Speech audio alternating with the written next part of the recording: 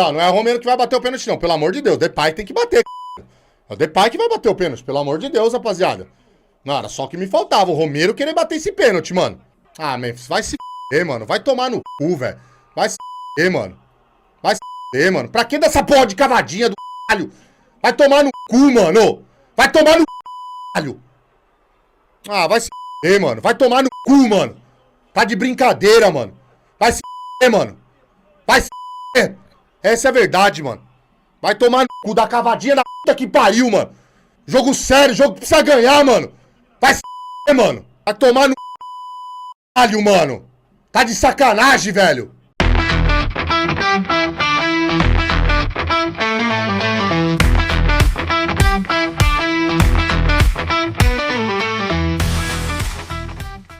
Sejam muito bem-vindos, pessoal, a mais um vídeo. Agradeço mais uma vez vocês por estarem aqui novamente. Dessa vez eu não vou editar nem nada as cores da imagem. Bem, já tá dando uma recuperada já. Ainda tá bem manchado, né, ó. Tem bem manchado, mas ontem tava muito pior. Ontem tava muito pior, cara. Eu tive até que fazer ali uma edição no vídeo. Foi esquisito pra cacete o vídeo, né? Depois eu assisti o vídeo. Eu falei assim, caramba, como ficou esquisito. Eu acho que era melhor ter deixado do jeito que tava normal. Mas enfim, hoje eu não vou fazer isso não. Vou deixar do jeito que tá normal mesmo, sem edição. Pessoal, vocês viram aí, né, o início do vídeo. E assim, esse lance do Memphis foi o primeiro lance que eu vejo em câmera lenta, real, ao vivo, na minha vida. Ele cobrou um pênalti, uma cavadinha, ele tentou uma cavadinha, mas foi uma cavadinha tão ruim, a bola subiu tanto, que parece que o lance ele foi em câmera lenta. Porque deu tempo do goleiro errar o canto do pênalti, levantar e ainda defender de novo. Então o Memphis ele conseguiu quebrar as leis da física, poder da gravidade, e o lance ele aconteceu de forma assim, sabe, cinema absoluto em câmera lenta, dando tempo inclusive do Walter corrigir a rota e defender o pênalti para vitória magnífica de virada ontem do Leão de Mirassol. Meus amigos, o Mirassol Man ontem, o herói da cidade de Mirassol, ele não estava em um dia inspirado. Afinal, enfrentar o Mirassol mexe muito com ele. É o símbolo, é o nome que ele carrega. E o vídeo do amigo aí, ó, lá do canal Vai Timão. Lembrando, galera, não é vídeo pra ridicularizar ninguém, é aquela resenha esportiva de boa. Mano, o canal dele é muito legal, é muito divertido. Assisti também os comentários dele pós-jogo, ele fala muita verdade lá. E você vê nos comentários que ainda tem torcedores que não querem enxergar a realidade. A realidade, meus amigos, é que o Dorival Júnior entrou numa enrascada, né? Entrou numa enrascada, parece que não tá conseguindo tracionar essa equipe. E quando você olha pro trabalho do Ramon Dias, até que não era tão ruim assim. É que realmente o Corinthians tem as suas limitações. Ele tem as suas limitações. Agora, outro assunto aqui, vamos encaixar vários assuntos aqui. Vamos fazer um jogo rápido. Quero desejar um feliz Dia das Mães para todas as mamães aí do canal. Também um feliz Dia das Mães para minha mãe. Beijo, mãe, te amo. Minha mãe que tá sempre aí assistindo os vídeos. Tá sempre comentando, que lindo. É os comentários de mãe, né? E mãe, cara, pô, hoje é o dia que eles escolheram pra simbolizar o Dia das Mães. Mas, na verdade, a gente sabe que mãe é mãe todos os dias, né? Mãe é aquela pessoa que tá do lado, não importa a situação. Na saúde, na doença, na riqueza, na pobreza.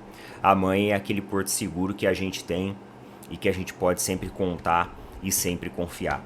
Obviamente que existem algumas situações que tias acabam se tornando mães, pais acabam fazendo papel de mães, e aí às vezes outras pessoas do ciclo familiar ou não também acaba sendo uma referência de mãe. Então todo mundo que tem esse afeto hoje no coração, ele deve ser representado e reconhecido dentro dessa data. Então vá naquela pessoa, seja sua mãe ou seja algum parente seu, ou seja, o seu pai, que você considera, né, olha, eu não tive mãe, mas tem aquela pessoa que foi uma mãe pra mim, que é uma mãe todos os dias pra mim, e aproveita pra estar com essa pessoa hoje, vai lá, leve uma lembrança, leve um abraço, uma frase de gratidão para esse dia tão especial que é escolhido para representar o Dia das Mães. Só que na verdade, todos os dias são delas. Então, parabéns para todas as mamães aí no canal. E galera, continuando nessa toada aqui de assuntos, ó, Edinaldo Rodrigues, vocês viram lá que o Léo Dias, acho que foi ontem, né? Ontem à noite, o Léo Dias soltou uma publicação de que o presidente da CBF, Edinaldo Rodrigues, havia caído. Quando eu falo caído, não é caído assim de escorregar e caiu. É que ele caiu do comando da Confederação Brasileira de Futebol. Segundos após essa publicação, ela foi apagada. E na sequência, ela foi corrigida com uma errata, dizendo que a equipe errou na informação da publicação. Então, que na verdade, né, o Edinaldo Rodrigues não caiu, ele continua sendo presidente da CBF. Ele iria divulgar uma outra notícia sobre o Edinaldo Rodrigues. Aí todo mundo ficou se perguntando, né, pô, o cara colocou que saiu, aí apagou, falou que na verdade não foi isso, que a equipe se confundiu. Enfim. Agora a notícia do UOL, que saiu ontem também, à noite. Edinaldo convoca reunião misteriosa na CBF com presidente de federações.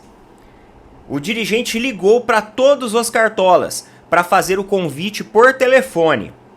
É de praxe mandar um ofício nesses casos, o que não aconteceu. A intenção de Edinaldo era agilizar os procedimentos para uma reunião presencial. Não será uma reunião virtual. É uma reunião presencial. Não foi divulgado qual será o tema da reunião no Rio. Apenas que o dirigente quer conversar com seus pares. Alguma coisa está acontecendo nesse rolê aqui, né?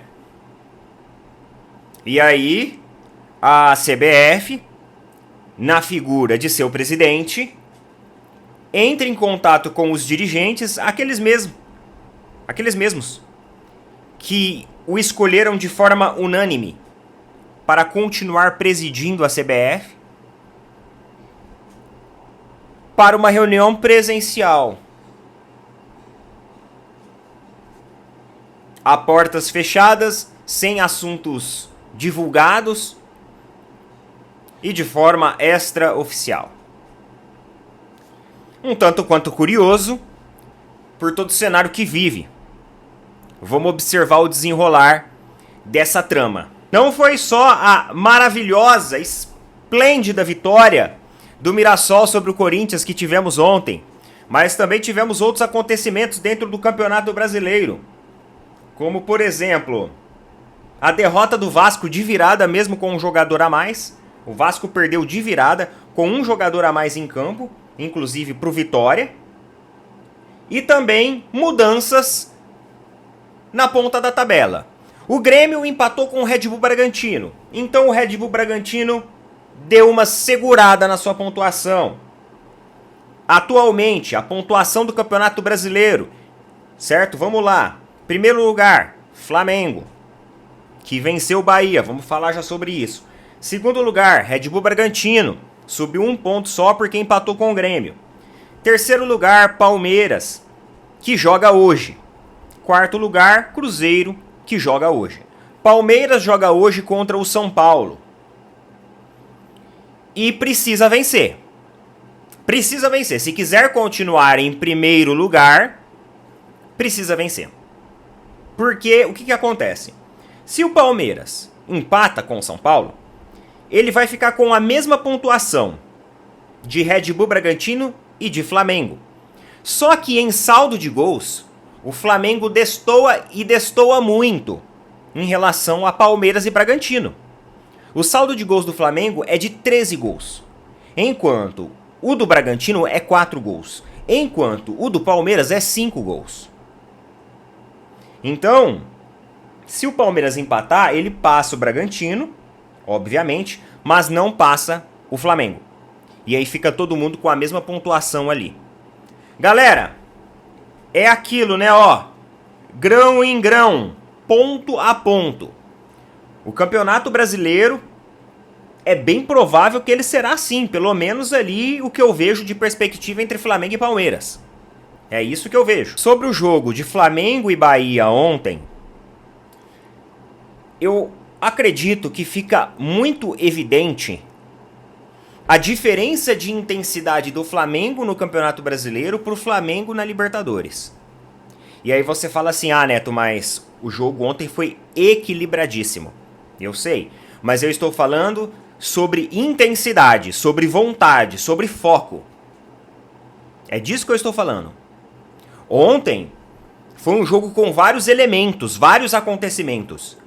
E por mais adversidades e obstáculos que apareceram no caminho do Flamengo, não impediu a vitória da equipe.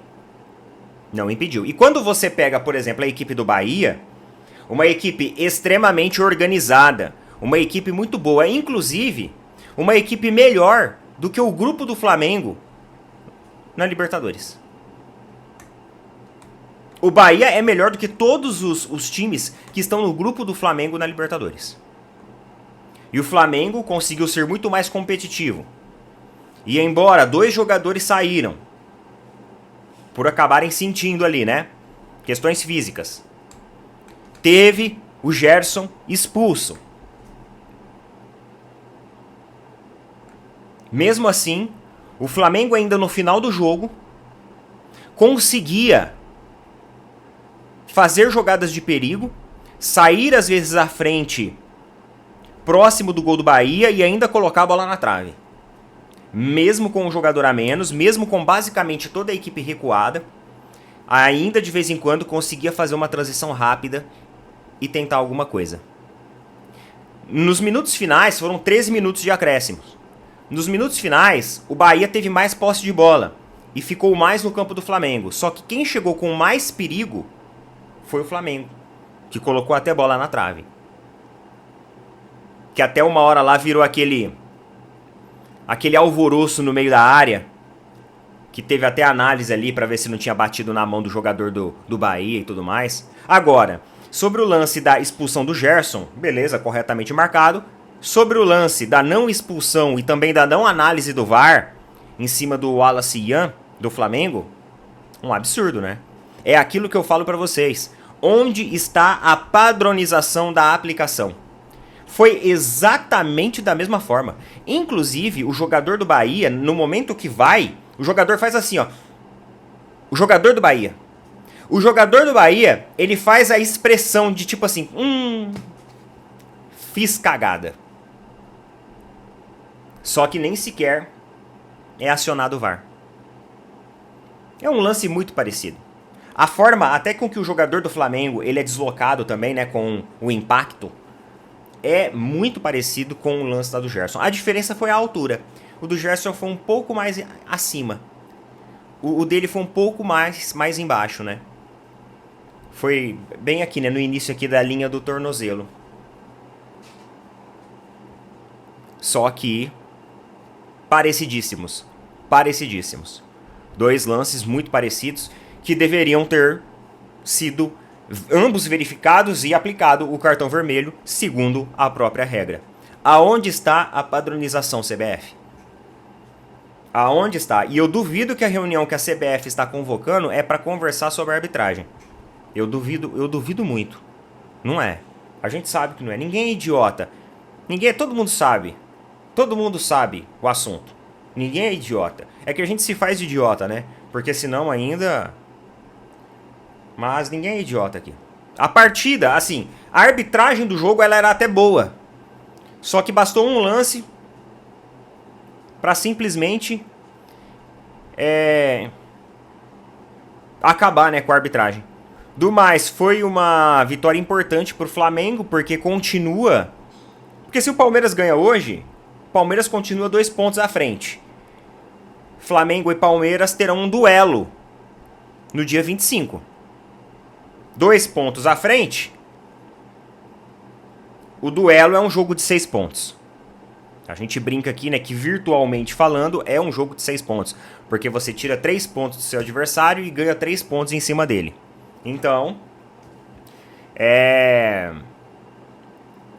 teremos aí as próximas rodadas também muito interessantes. Mas eu realmente vi uma intensidade diferente ali no Flamengo. E mais uma vez o Arrascaeta definindo o jogo. Com uma assistência do Michael, que parece que ontem entrou com o motorzinho ligado. Ontem entrou com realmente vontade, com disposição, sendo aquele jogador mais explosivo, mais agudo, mais disruptivo. Fez uma ótima assistência para o gol do Arrascaeta, que mais uma vez está guardando, hein? O Arrascaeta tá mais uma vez guardando. O Arrascaeta essa temporada, ele realmente tá embaçado. Ele tá embaçado. E agora coloca a obrigação pra cima do Paulo. Ei, o que vai ter de flamenguista torcendo pro São Paulo hoje, hein? Rapaz do céu. Ó, eu falo pra vocês. Olha só, as 4 maiores torcidas do Brasil, quais são? Flamengo, Corinthians, Palmeiras, São Paulo. Então assim, hoje praticamente o futebol brasileiro vai estar torcendo contra o Palmeiras. Flamengo vão estar torcendo contra o Palmeiras. Claro. Os corintianos, sempre. Ainda que eles perderam ontem, então eles precisam de alguma coisa para pelo menos consolá-los. Também vão estar torcendo contra. E os São Paulinos vão estar torcendo pro São Paulo, obviamente. Agora, eu vou ser muito sincero com vocês em relação ao jogo de hoje. Eu não acho que o São Paulo vence o Palmeiras, mas nem a pau. Não acho. Embora o Zubeldia ele tenha encontrado um arranjo muito bom, com algumas peças complementares, inclusive que vieram da base do São Paulo, e tem tido um bom resultado, assim, tem conseguido quebrar um galho, mas esse galho que tem conseguido quebrar é lá na Libertadores, porque no Campeonato Brasileiro a situação do São Paulo é perto da zona de rebaixamento. Arena Barueri, a R$20 o ingresso do jogo hoje. A Leila também, ela foi esperta. A Leila ela já deu essa cartada porque ela entende a importância desse jogo de hoje. Então ela chama o torcedor pra Barueri. Ó, vem pra Barueri. E o torcedor vai, porque eu acho que tá quase esgotado ou já tá esgotado os ingressos. Vintão, irmão. Ingressos partindo de R$20. Fazia muitos anos que eu não via isso no Palmeiras. Tá? E ela não tá fazendo favor nenhum, não. Ela tá fazendo obrigação, né? Na Arena Barueri, o público de lá acaba sendo sempre mais fraco. Então ela precisa realmente fazer promoção. Então hoje é um jogo muito importante. Algumas coisas me animam, como por exemplo, Paulinho titular. Outras eu fico meio assim com o pé atrás, porque parece que o Rafael Veiga também vai ser titular. Eu não sei se o Rafael Veiga, ele tá pronto pra ser aquele jogador, sabe assim, incendiário no time. Mas eu acho que o Palmeiras não perde hoje. Não perde. Eu acredito que o que pode acontecer o São Paulo sempre dá um trabalho pro Palmeiras. O São Paulo sempre vira, né, o Manchester City, né, contra o Palmeiras. Mas o que eu acho que pode acontecer é na Bacia das Almas o São Paulo conseguir arrancar um empate. O que também tira a gente da liderança, claro. Mas galera, é isso, né? Vai ser a 8ª rodada. Tem muito campeonato pela frente. Muito campeonato pela frente. Então, eu acredito que o São Paulo não vence. Se fosse, eu colocaria na vitória do Palmeiras ou, digamos assim, né? Na pior das hipóteses, no empate. Porque realmente a campanha do São Paulo ela não é boa no Campeonato Brasileiro. É diferente lá da Libertadores. É diferente. Eu acho que quem consegue manter uma constante de Libertadores bem, Campeonato Brasileiro bem, é o Palmeiras. Mesmo com alguns jogos, com alguns tropeços, consegue manter uma linearidade, uma regularidade maior.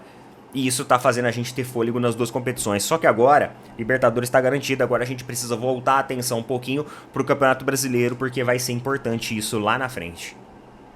Estrategicamente importante lá na frente. Tá bom? É isso daí. Vitória do Palmeiras hoje, hein? Esperamos que sim. Coloca nas opiniões aí, tamo junto. Valeu, falou, até mais.